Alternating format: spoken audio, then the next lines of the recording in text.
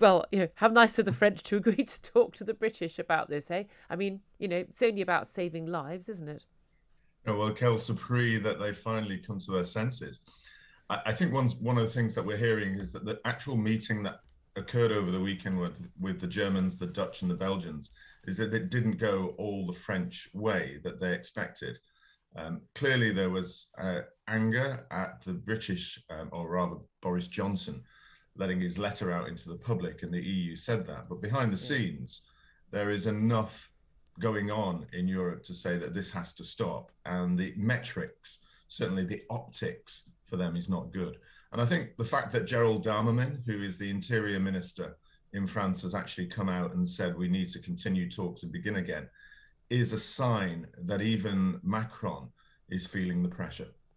Yeah, exactly. Now, we know an awful lot of what is happening is wrapped up in, of course, the French presidential election. That campaign is well underway. Both rounds are in April, and he's facing an awful lot of pressure. And we've seen a new, very extremist far-right candidate who has announced his standing only yesterday. He's trying to sort of talk very tough on all these issues, so that's a very big issue for him. But also, wants to punish. Let's face it, we know he does. He wants to punish Britain for Brexit. But again, we are talking about people's lives here. It's all very well playing politics and a little bit of diplomatic argy-bargy, but this is about stopping people getting on boats which are not seaworthy and, as we saw last week, drowning. It was only a matter of time. It was a when, not an if, and no one should have been surprised by what happened. But in terms of what other countries in Europe are trying to pressurise France to do, I mean, we know that a lot of the people who go to Calais, they've actually come through some of those other countries who were at those meetings. We know if they're stopped in France, they'll end up going to other countries. It'll be a longer, more dangerous route. So it is to an extent, it is everyone's problem. I mean, the migrants wouldn't be there in Calais if they were not trying to get to the UK. So this can only be done on a sort of multilateral basis. Well, absolutely. And I think one of the things that we've suggested is that there needs to be an international conference now of all the main players that brings together those who are receiving the largest numbers. And of course, I'm not going to say, and I never have done, that France doesn't actually receive a large number of migrants and asylum seekers. It does do. And Germany has been receiving even more. But Germany's had a policy now to accept huge numbers from Syria. There is pushback, though, from what we're hearing in Germany about the idea that they can accept huge numbers now coming from Iran, Iraq, and what they expect now from Afghanistan. So there is actually beginning to get talk within the European Union about how they deal with Schengen. Yeah. And one of those, surprisingly enough, as you know, you've covered him enough, is Michel Barnier. Michel Barnier is now running to become president of and I remember having a meeting with him. Do just explain the context of this, because obviously Michel Barnier, he is chief negotiator on Brexit. Yeah. I mean, and absolutely adamant about how important free movement was. I mean, the free movement of people is one of the four pillars of the EU. I mean, I genuinely have.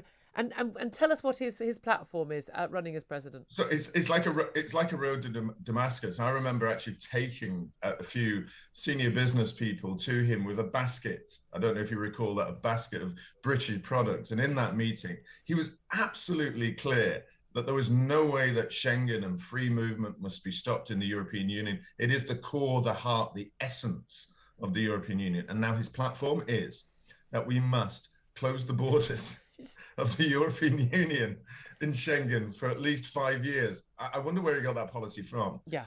But that is because they too are beginning to feel the pressure. And in Paris, the way that Paris has changed so dramatically.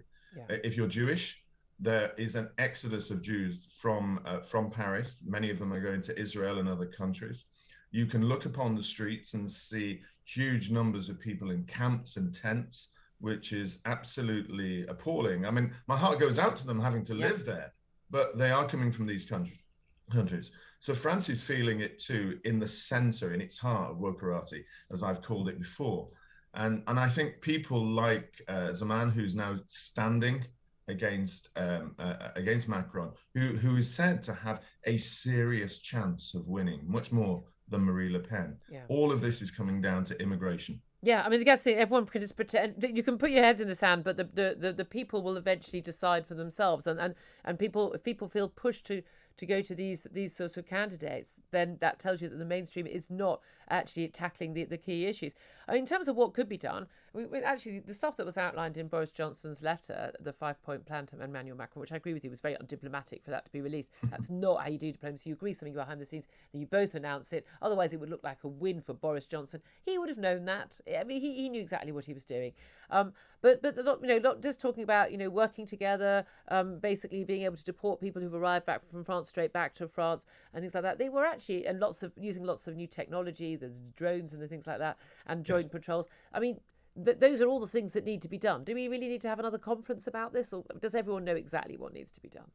I think they all know what needs to be done, and I think the idea of joint sea patrols, joint kind of, I suppose, border forces rather than the military on the beaches, although it was one of the French foreign ministers who said, how would you like it? It's our sovereignty, it's our land. How would you like with French police on the beaches of England? And I do get that point, but we have been paying them millions of pounds. And so the idea that we should work together is sensible. They don't need another conference for that. The conferences are more at an international level, how we amend international agreements and perhaps in deal with Schengen. And that needs to be done without a doubt now. And you can see where it's worked. If you look at the Poland-Belarus situation, Belarus is now flying migrants back to Iran and Iraq. Less so Iran, but more so Iraq, because the Polish have been so strong. They've put up huge fences, 15,000 soldiers, 5,000 police, and it works. Being strong works. And they're actually furious with the people traffickers. You hear these comments saying, we were told we'd be able to get through and we paid the money. And our next research says it's $1,800 to leave Afghanistan to get across to Pakistan and Turkey, 5,000 from Turkey to Europe in dollars, and 5,000 euros, £3,000 from France to England. So it's a good substantial sum of money these people are forking out. Absolutely. So we can stop it, but we need to work on it. It's also interesting that a new report from the Joint Committee on Human Rights, they've said that the pushback proposed, this idea of literally pushing back the boats, would breach human rights law. I think we all knew that. That was always an absurd idea and always going to be very, very dangerous. So that's certainly been, should we say, for space, blown out of the water. Steven Woolfe, really good to talk to you, Director of the Centre for Migration and Economic Prosperity. Thank you.